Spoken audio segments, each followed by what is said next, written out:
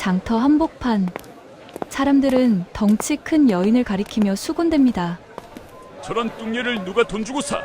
모두가 쓸모없다며 비웃던 그 순간 한 노인이 조용히 앞으로 나섭니다. 노인은 망설임 없이 말합니다. 저 여인을 사겠네. 스무냥. 사람들은 미쳤다며 웅성거립니다. 왜 하필 저 여인일까?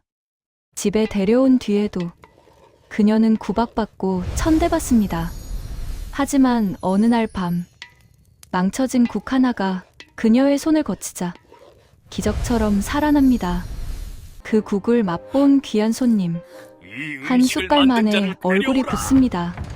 비웃음의 대상이던 뚱녀가 모두 앞에 서게 됩니다.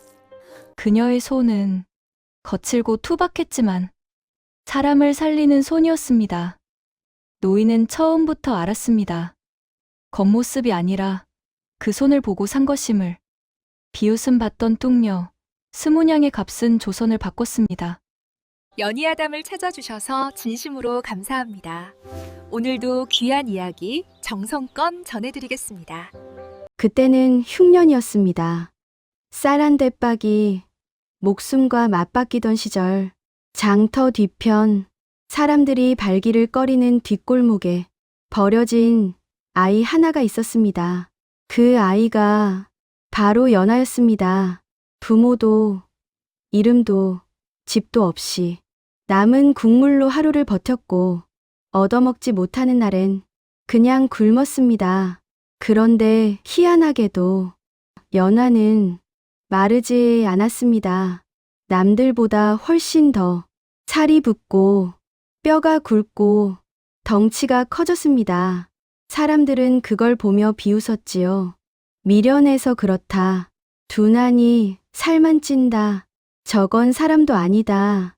연하는 대꾸하지 않았습니다. 대꾸하는 법을 배운 적이 없었으니까요. 그 아이를 주워 키운 이는 곽돌새라는 거친 사내였습니다.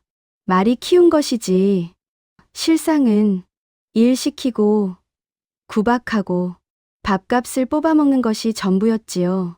흉년이 길어지자 곽돌새는 결국 연하를 내놓습니다. 오늘 안 팔리면 푸죽간 뒷방으로 넘겨버릴 테다. 연하는 떨었습니다. 그 말이 협박이 아니라 사실이라는 걸 몸으로 배워왔으니까요. 사람들은 혀를 찼습니다. 덩치만 크면 뭐합니까? 밥만 2배로 먹겠지요. 누가 저걸 사겠습니까? 그때였습니다. 인파를 가르며 늙은 양반 하나가 앞으로 나섰습니다. 마르고 허리는 굽었고 지팡이를 짚고 있었습니다. 그가 바로 한명수였습니다. 한명수는 연하를 위아래로 훑지 않았습니다. 얼굴도 몸도 옷도 보지 않고 연하의 손을 봤습니다. 거칠고 크고 툭툭 갈라진 손. 그 손을 잠시 바라보던 한명수는 품에서 쌈지를 꺼내 좌판 위에 툭 던졌습니다. 스무냥일세, 곽돌새의 눈이 휘둥그레졌습니다. 장터가 웅성거렸지요. 스무냥, 노망났나? 저런 걸 왜? 한명수는 한마디도 하지 않았습니다. 그저 연하의 포박을 풀어주며 말했습니다. 가거라. 이제 험한 골은 내가 막아주마. 연하는 그 말이 무슨 뜻인지 몰랐습니다. 다만 처음으로 누군가가 자기에게 가거라라고 말해줬다는 사실이 낯설고 무서웠습니다. 한명수의 집에 도착하자 집안이 뒤집혔습니다. 윤씨 부인이 마당으로 뛰쳐나와 소리쳤습니다. 쌀독이 비어가는데 저런 짐덩이를 들이다니요. 그 말은 틀리지 않았습니다. 스무냥이면 겨울을 나고도 남을 쌀을 살 돈이었으니까요.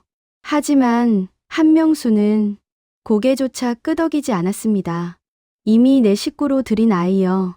왈가왈부 말고 방이나 내어주시오. 연하는 행랑채 구석방으로 들어갔습니다. 좁은 문틀에 어깨가 걸려 몸을 비틀어야 했습니다. 그 모습이 덫에 걸린 곰처럼 서럽고 위태로웠지요. 그날부터 연화의 자리는 따뜻한 부엌이 아니었습니다. 장작더미 앞, 찬바람 드는 마당, 물동이를 지고 오르내리는 우물가. 연화는 묵묵히 일했습니다. 장작을 패면 통나무가 두부처럼 발라졌습니다. 그런데도 칭찬은 없었습니다. 미련한 곰탱이, 부엌 근처 얼씬도 마라. 밥값만 축내는 거. 연화는 말하지 않았습니다. 말하면 더 맞았고 더 쫓겼으니까요. 그저 배를 채우기 위해서가 아니라 가슴 속 허기를 잊기 위해 몸을 더 혹사했습니다. 그러던 어느 날 한명수의 생신이 다가왔습니다. 며느리 정소연이 부엌에서 부산을 떨었지요. 하지만 중요한 국거리를 망쳤습니다. 조기 쓸개가 터져 국물의 쓴맛이 배어버린 겁니다. 부엌은 비린내와 쓴내로 가득했고 정소연은 발을 동동 굴렀습니다. 이걸 어쩌지. 지금 장터에 다녀오기도 늦었는데. 연화는 부엌 문턱에서 멈칫했습니다.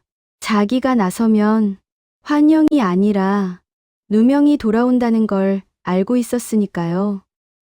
그런데 연화의 귀에 옛날 국밥집 할머니 말이 스쳤습니다. 음식은 손맛이 아니라 마음이다. 연화는 결국 돌아서지 못했습니다.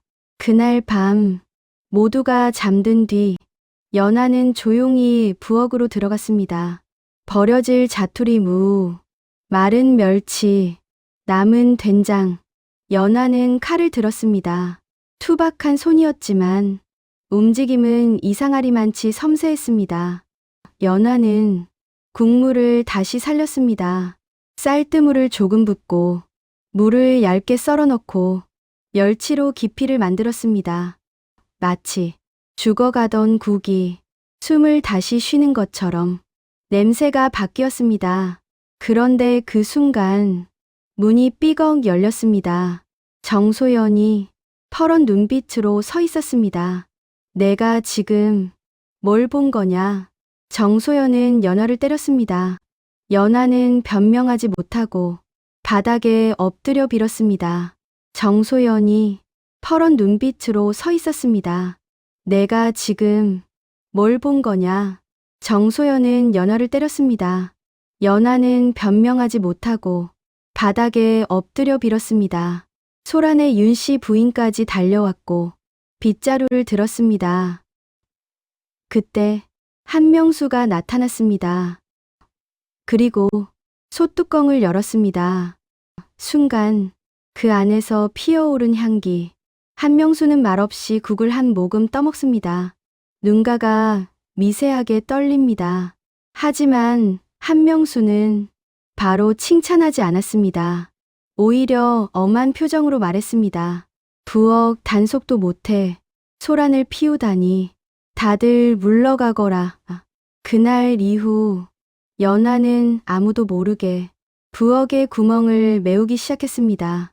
정소연이 망치면 연화가 살렸고 연화가 살리면 칭찬은 정소연에게 돌아갔습니다.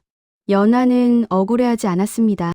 사람들이 밥을 비우는 소리가 처음으로 자신의 가슴을 채워주었으니까요.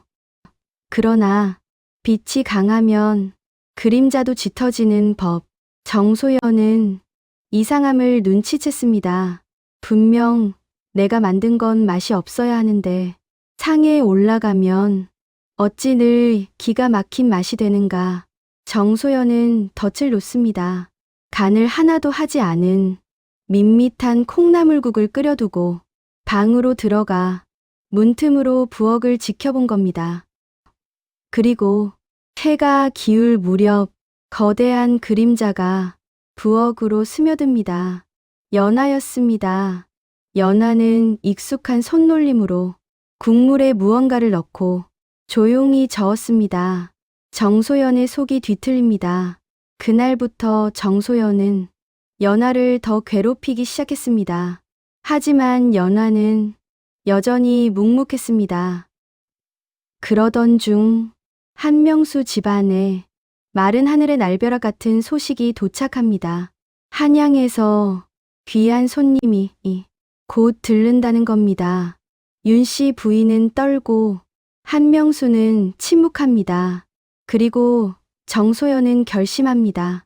연하를 이용하되 모든 공은 내가 가져가고 연하는 영원히 쫓아낼 계략을.